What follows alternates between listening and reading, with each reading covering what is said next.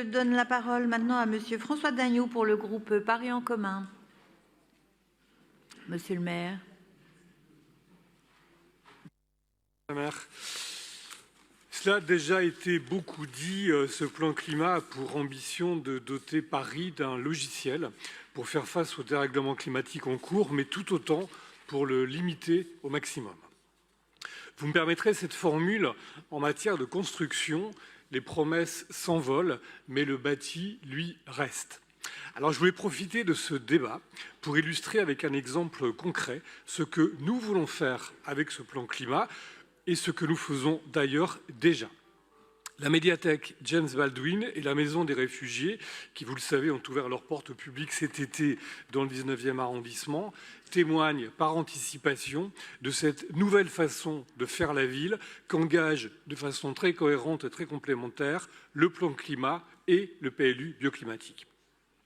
Tout d'abord, il s'agit d'un bâtiment pensé et conçu sous le sceau de la sobriété écologique. La facilité, bien sûr, aurait été de démolir les bâtiments de l'ancien lycée hôtelier Jean Carré pour reconstruire sur le site. Nous avons fait le choix contraire et je crois fondateur de conserver les bâtiments existants pour les reconvertir et les transformer. C'était un choix contraignant car il fallait s'adapter à une structure pensée pour d'autres usages.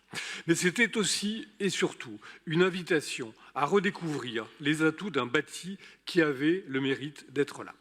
En ne démolissant pas et en réutilisant l'existant, ce sont des déchets et du carbone qui ont été évités avec 0 béton ajouté, mais c'est surtout un nouveau regard sur le bâti existant que nous avons privilégié.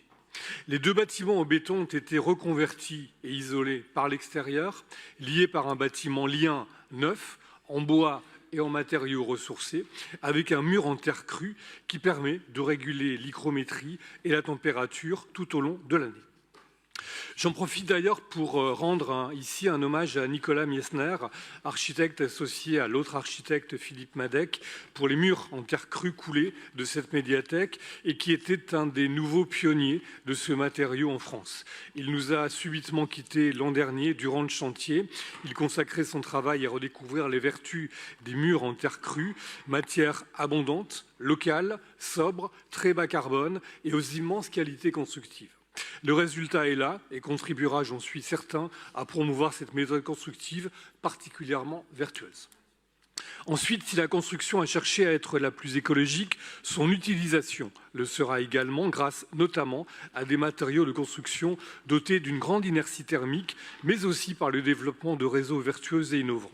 Les apports de lumière ont été repensés pour faire venir la lumière et la chaleur, réduisant la dépense d'énergie supplémentaire, et le reste du chauffage du bâtiment est garanti par le réseau de chaleur CPCU, produit, vous le savez, à 53% à partir d'énergie renouvelable. Le bâtiment offre aussi 4000 m² de jardins accessibles au public au cœur d'un quartier que l'on sait encore trop minéral. La climatisation est une climatisation naturelle en redécouvrant un savoir-faire oublié et qui permet de maintenir la fraîcheur en été et la douceur l'hiver sans les inconvénients de la climatisation industrielle qui, on le sait, réchauffe la ville.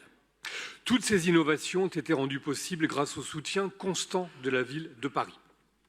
Les visites d'architectes enthousiastes se sont succédées tout au long du chantier, avec des visiteurs venant parfois de très loin, preuve que l'investissement public peut être un véritable moteur pour développer de nouvelles manières de construire. Le résultat de ce travail est simple, c'est un bâtiment très agréable et particulièrement beau. J'ajouterai un dernier point qui nous tient à cœur dans ce plan climat et je salue la volonté de Dan Lert et de la maire de Paris sur ces enjeux-là. En faisant le choix de lier culture, solidarité et écologie au cœur du quartier populaire de la Place des Fêtes, nous revendiquons et nous faisons la preuve par l'exemple que l'ambition écologique est indissociable de l'ambition sociale. Je vous remercie. Merci, monsieur le maire.